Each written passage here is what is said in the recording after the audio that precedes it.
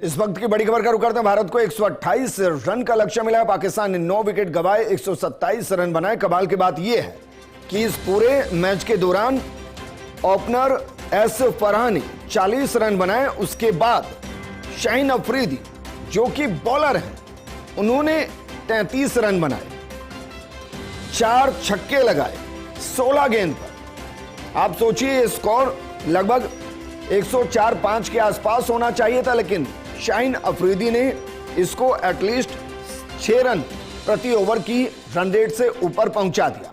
मेरे सहयोगी और क्रिकेट एक्सपर्ट सिद्धार्थ महान जुड़ गए। सिद्धार्थ, स्कोर वही है जो बता रही थी, बस एक मलाल है कि काश ऑल आउट हो जाती तो ज्यादा बेहतर होता। जी बस वही हम जो बात कर रहे थे, करीब करीब उसी स्कोर के आसपास ही था। लास्ट के जो ओवर में शाहीन अफरीदी ने 2 छक्के लगा के ये स्कोर को 127 तक पहुंचा दिया। और अगर ये आज रिकॉर्ड हो जाता, अगर एक और बार हम पाकिस्तान को आउट कर देते 20 ओवर में, क्योंकि इससे पहले लगातार 7 T20 इंटरनेशनल में इंडिया अपनी ऑपोजिशन को T20s में ऑल आउट करती आ रही है। बहुत बड़ी उपलब्धि है कि 20 ओवर में इंडिया की बॉलिंग इतनी अच्छी है कि ऑपोजिशन को आउट करती आ रही है। और आज भी लगभग वही समा था। 19वें ओवर में विकेट गिर चुके थे। लास्ट के ओवर में विकेट अगर गिर जाता, ऑल आउट हो जाती पाकिस्तान, तो ये रिकॉर्ड पूरा 8वें इंटरनेशनल तक चला जाता। बहरहाल फिर भी बहुत बड़ा स्कोर नहीं है। हम जो बात कर रहे थे कि 120-25 मैक्सिमम शायद बन जाएं, वो पाकिस्तान के बन गए हैं। और शाहीन अफरीदी की जो बैटिंग हुई है, उससे एक दूसरा सिग्नल भी गया है कि अगर आप थोड़ा सा भी अग्रेसिवली खेल रहे हैं यहाँ पे, तो आपको रन बन रहे हैं। पाकिस्तान के स्किल्ड बैट्समैन नहीं थे, इस वजह से रन नहीं बना पाए टॉप ऑर्डर के बैट्समैन। इसका दूसरा कारण यह भी है कि जो बैट्समैन होंगे वो प्रेशर में होंगे, और शाहीन को लगा कि जब वही नहीं चल पाया तो हम चलने की कोशिश करते हैं।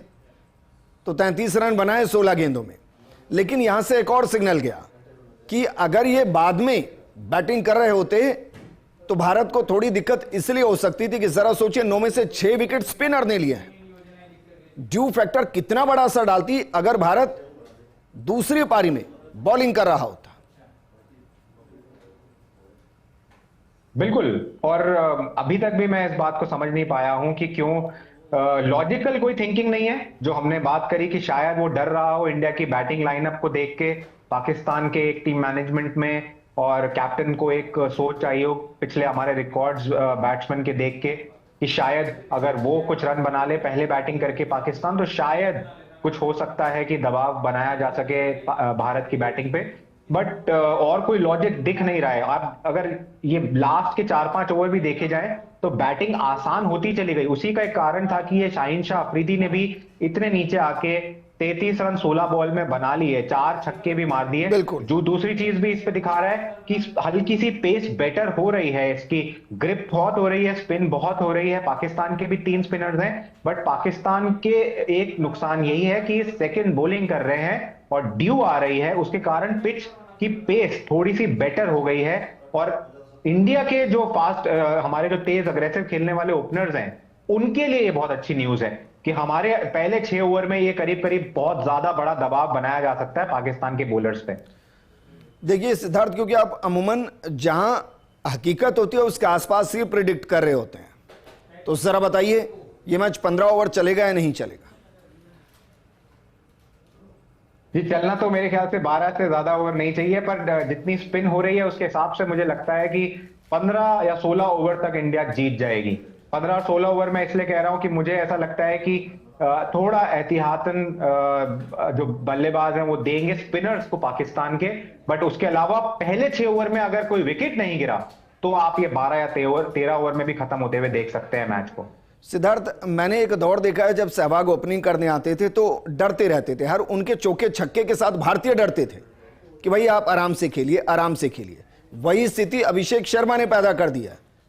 वो चौके छक्के मार रहे होते हैं और भारतीय डर रहे होते हैं कि भाई रुकिए, पिच पर रुकिए। आपको लग रहा है कि अगर अभिषेक शर्मा 8 या 10 ओवर बच रुक गए तो फिर ये 8 से 10 ओवर में ही मैच खत्म हो जाएगा? जी बिल्कुल। अभिषेक शर्मा जिस तरीके से खेल रहे हैं, अगर वही लय रही और वो अगर 10 ओवर तक खेल गए तो ये आप मान के चलिए कि ये तब तक वो मैच खत्म कर देंगे। 10 या 12 ओवर तक ये मैच वो पूरा खत्म करके ही जाएंगे। शुभमन गिल साथ में है, शुभमन गिल भी बहुत अच्छे फॉर्म में है, इतना बढ़िया उन्होंने इंग्लैंड टूर किया, पिछले मैच में भी उन्होंने इतना अच्छा खेला। तो शुभमन गिल भी कम नहीं है इस समय, दोनों ही इतने जबरदस्त प्रहार के साथ बैटिंग कर रहे हैं। मुझे नहीं लगता कि अगर दोनों, अगर 6 ओवर तक अगर ये पहला पावर प्ले दोनों अगर बिना विकेट खोए चले गए, तो ये आप मान के चलिए 12 ओवर 13 ओवर तक ये मैच मैक्सिमम खत्म हो जाएगा। चलिए सिद्धार्थ, शुक्रिया। अब आप भी एंजॉय कीजिए इंडियन बैटिंग को, मैं भी एंजॉय करता हूं, और हो सकता है कि जल्द हम दोबारा मुलाकात करें कि भारत ने इतने ओवर में ही मैच को वाइंड अप कर दिया। शुक्रिया हमारे साथ जुड़ने के लिए। इस बुलेटिन में फिलहाल इतना ही। आप बने रहिए फर्स्ट इंडिया न्यूज के साथ, क्योंकि खबरों का सिलसिला